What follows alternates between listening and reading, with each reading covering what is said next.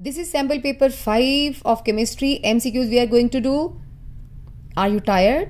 भाई थकना मना है क्योंकि परसों ही हमारा एग्ज़ाम है. जितना पढ़ सकते हो पढ़ते जाओ पढ़ते जाओ. जो पूरा ईयर तुमने नहीं पढ़ा ना वो अभी पढ़ लो. So this is sample paper 5. The compound which reacts fastest with Lucas reagent.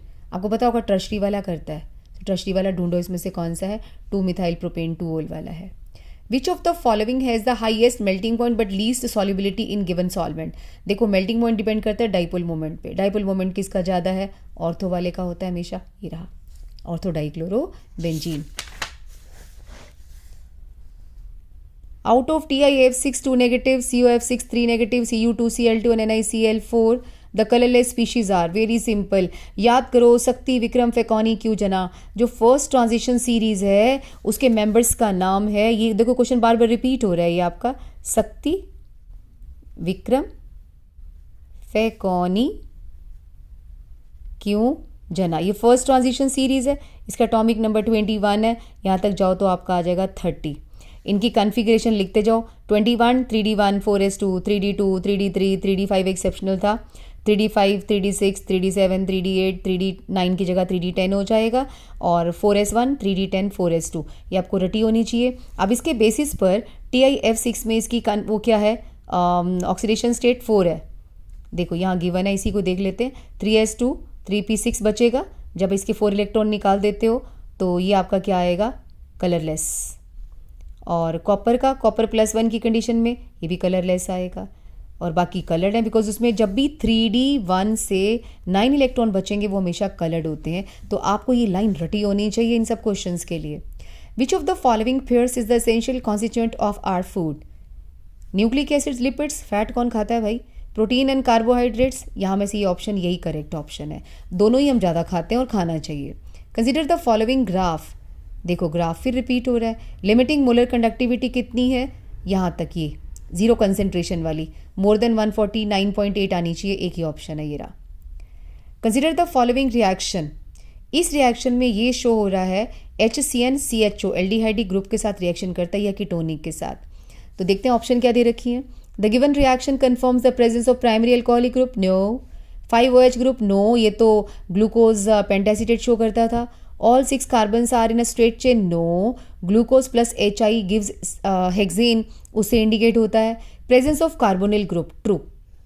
क्या एल्डिहाइड पड़ा है ये भी शो करते? नो. ये सिर्फ ये शो करता है या तो या तो एल्डिहाइड है या कीटोन है. इसे कार्बोनिल कहते हैं. Arrange the following in increasing order of their boiling point. Boiling point सबसे ज़्यादा भाई एल्कोहल का होता है, फिर इसका, फिर ईथर का, लास्ट में इसका. तो 2 सबसे ज़्यादा है. तो ऑप्शन में ढूंढो 2 कहाँ पे. ये बाई चांस 1 ही ऑप्शन है. इसी को मार्क कर देते हैं. बाकी देखनी नहीं है. 2 में होता तो हमें देखना पड़ता. कोबाल्ट और प्लैटिनम का कोऑर्डिनेशन नंबर 6 है. तो कौन सा pairs will show approximately the same electrical conductance for their इतने.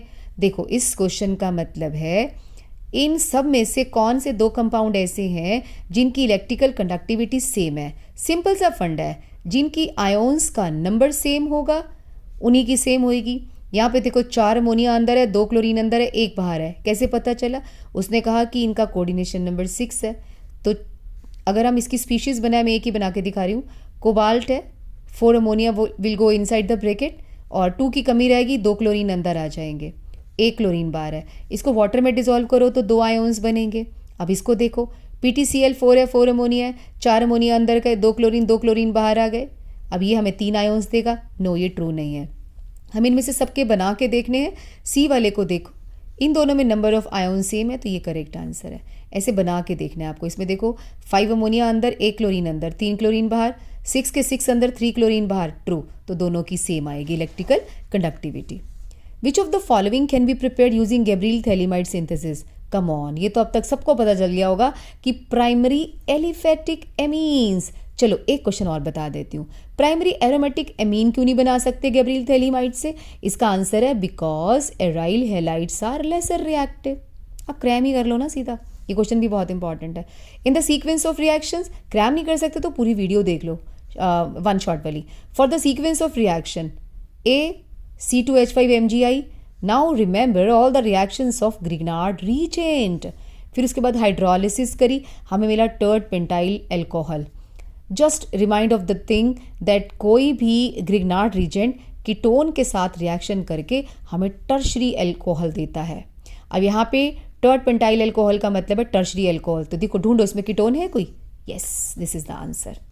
और अगर 2 कीटोन होते तो रिएक्शन करके देखनी पड़ती फिर। Which of the following statements is not correct for amines? All aliphatic amines are more basic than ammonia. True, हमने नॉट करेक्ट ढूंढनी है ना। Boiling point of primary amine is lower. No, primary का boiling point secondary और tertiary से ज़्यादा होता है। This is wrong. Aliphatic amines are soluble in water. True. Gabriel thalidomide cannot be used for preparation of secondary and tertiary amines.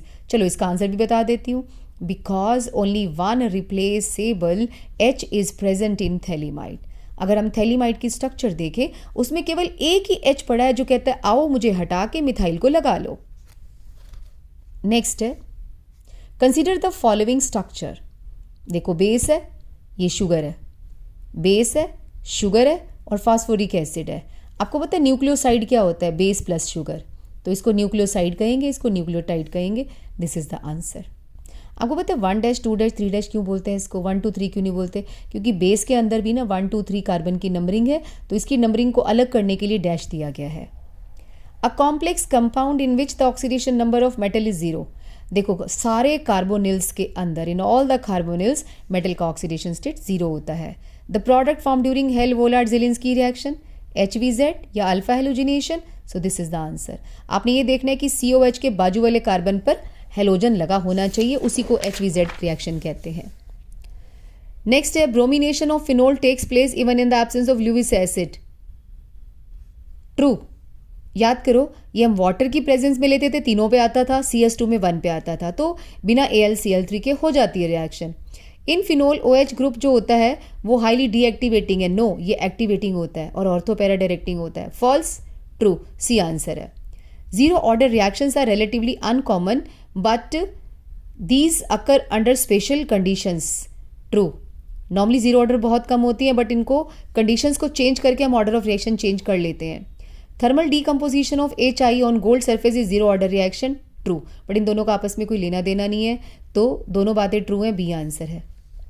Separation of zirconium and hafnium is difficult. अभी तो बताया, क्योंकि इन दोनों का साइज सेम होता है लगभग। जिनका साइज सिमिलर हो उनको सेपरेट करना डिफिकल्ट होता है। True, because zirconium and hafnium lie in the same group of the periodic table. हाँ, ग्रुप सेम है, सीरीज अलग अलग है, ये 4D में पड़ा, ये 5D में पड़ा हुआ, बट वो सेम है। तो बी मीन्स दोनों करेक्ट है बट नो एक्सप्लेनेशन। अगर एक्सप्लेनेशन होती तो लेंथेनाइड कॉन्ट्रैक्शन आता और साइज सिमिलर आता।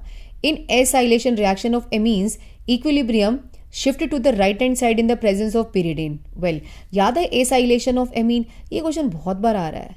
सी, ये आपका एनिलीन है या कोई भी अमीन है, इसकी एसाइलेशन करो। H और Cl will run away, HCl भाग जाएंगे और इसको जोड़ देते हैं, NHCOCH3 प्लस HCl बनेगा। क्वेश्चन है कि pyridine की प्रेजेंस में रिएक्शन राइट साइड जाएगी। pyridine क्या करता है? HCl को एब्जॉर्ब कर लेता है और जब एब्जॉर्ब करेगा तो रिएक्शन ऑटोमेटिकली फॉरवर्ड डायरेक्शन में जाएगी, तो ये बात ट्रू है। एक यहाँ पे एक और क्वेश्चन बता देती हूँ। जब बेंजीन के ऊपर NHCOCH3 लग जाता है, इसे कहते हैं कि क्वेश्चन आता है नॉर्मली एसिटाइलेशन से एनिलीन की रिएक्टिविटी कम हो जाती है। एसाइलेशन और acetylation of aniline decreases it's reactivity because अब ये NH इसके साथ रेजोनेंस प्ले करेगा, because it will play resonance with the CO group, that's why. तो ये क्वेश्चन भी बहुत इंपॉर्टेंट है otherwise.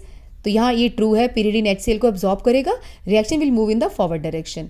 In the presence of strong base HCl is removed and the reaction shift forward. True, pyridine basic in nature होता है, ये उसका reason दे दिया उसने, तो A is the right answer. Now we have done total 5 sample papers.